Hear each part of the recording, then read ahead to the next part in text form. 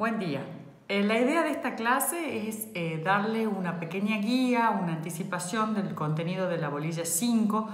especialmente referida al punto 1, el cual se titula el contenido del contrato.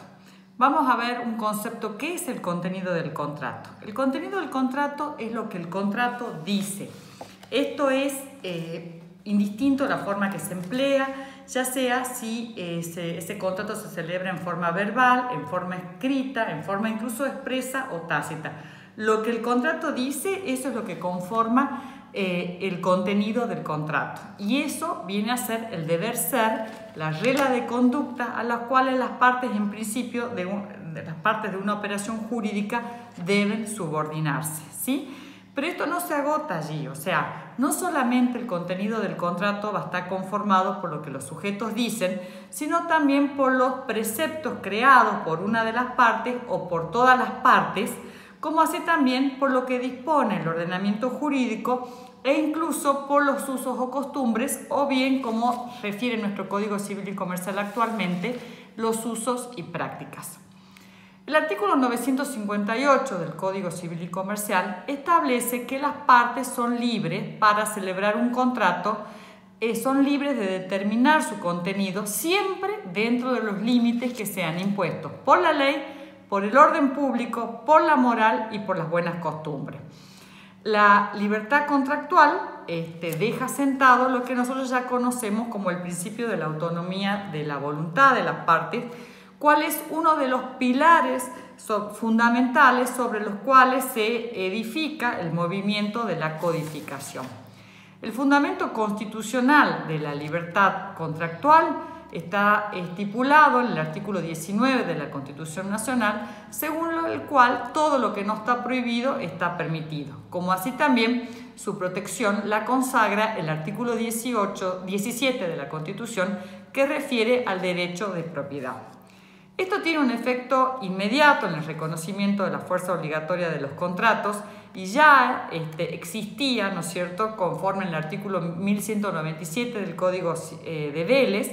y actualmente es receptado por el artículo 959 de nuestro actual Código Civil y Comercial, el cual establece que todo contrato válidamente celebrado es obligatorio para las partes. Ahora bien, su contenido solo puede ser modificado o extinguido, ya sea por acuerdo de parte o en los casos específicamente previstos por la ley. Tan es así la libertad contractual que el principio de la regla de la autonomía de la voluntad, según el cual los sujetos o las partes de un contrato pueden establecer libremente su contenido, que ni los jueces tienen facultad para modificar lo estipulado, a excepto, dice el artículo 960 del Código Civil y Comercial, los casos que específicamente lo autorice una ley o haya un pedido de una de las partes debidamente fundado o principalmente esto esté afectando el orden público.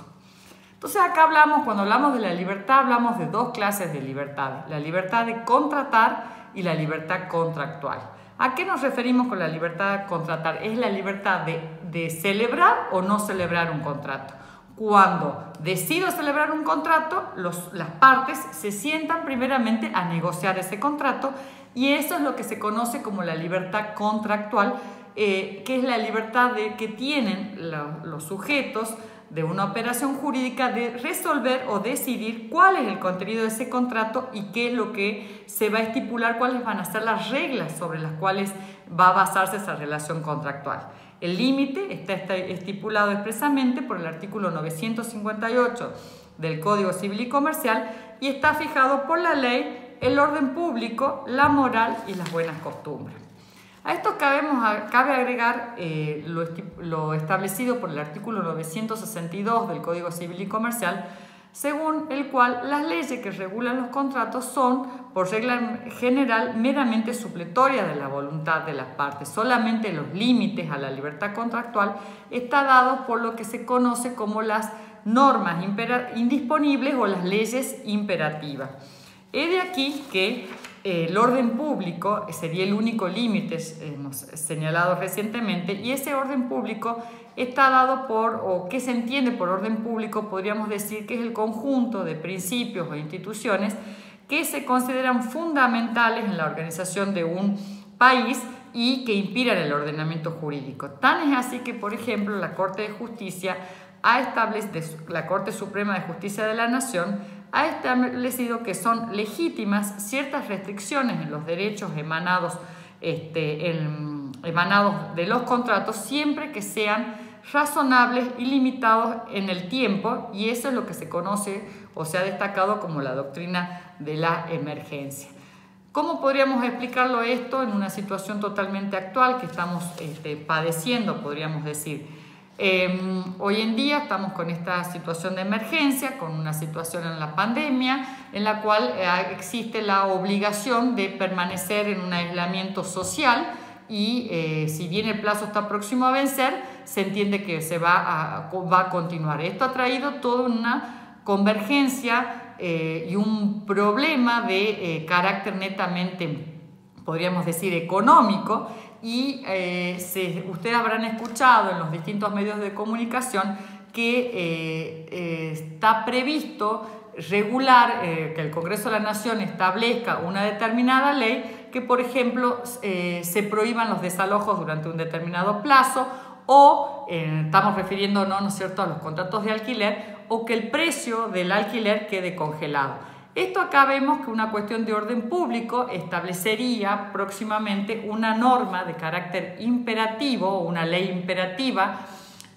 mediante la cual, si bien hay una libertad de contratar al celebrar un contrato de locación de un inmueble, hay una libertad contractual en el cual se ha fijado un determinado precio,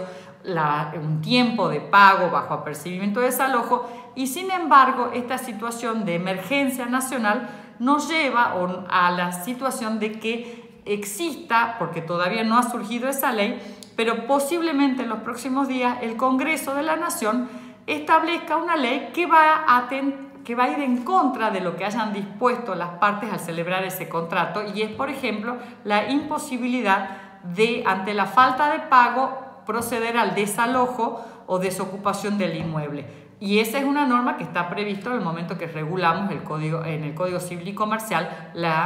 los contratos de alquiler o las locaciones de inmuebles urbanos en esta situación.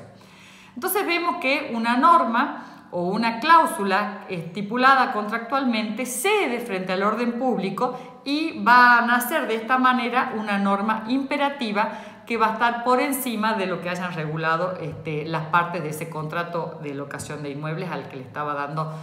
hacía referencia a título meramente ejemplificativo. Entonces, dentro del contenido del contrato podemos ver primeramente normas imperativas, que son aquellas que prevalecen sobre cualquier acuerdo de la voluntad de las partes, no pudiendo los particulares dejarlas sin efecto. Ejemplo de norma imperativa actual vigente sería el plazo mínimo de la locación de los inmuebles destinados a vivienda no puede ser inferior a 2 años. Normas supletorias son aquellas que las partes de común acuerdo establecen y es la que regula esencialmente el contenido del contrato.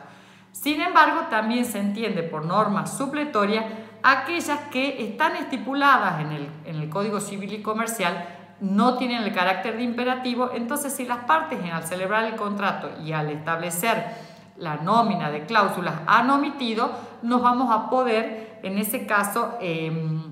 ir a lo que establece el Código Civil y Comercial o alguna ley especial en la materia que se esté tratando. Entonces, cuando hemos hablado de distintos tipos de normas que pueden integrar ese contrato, más allá de las cláusulas o de las normas particulares que originalmente hayan celebrado. Y así, si vemos una posibilidad o quizás que prima facie surgiera que concurren normas indisponibles, normas supletorias con normas particulares, el Código Civil y Comercial para poder, resolver esta situación, en el artículo 963 ha establecido un orden de prelación. Y así dice que frente a un contrato en el cual se respetó la libertad contractual, la autonomía de la voluntad, existe la posibilidad de que haya una concurrencia de disposiciones de distintos órdenes. Para analizar la prelación debemos acudir primeramente a las normas indisponibles de una ley especial y las establecidas en el Código Civil y Comercial. En un segundo orden, las normas particulares del contrato, y en un tercer orden, las normas supletorias de las leyes especiales, estando en cuarto lugar y último las normas supletorias del Código Civil y Comercial. Bueno, esto es lo que hemos hecho referencia al punto 1 de la bolilla 5, que es el contenido del contrato. Espero que les sirva y cualquier duda quedo a disposición para que la consulta que consideren necesaria. Muchas gracias.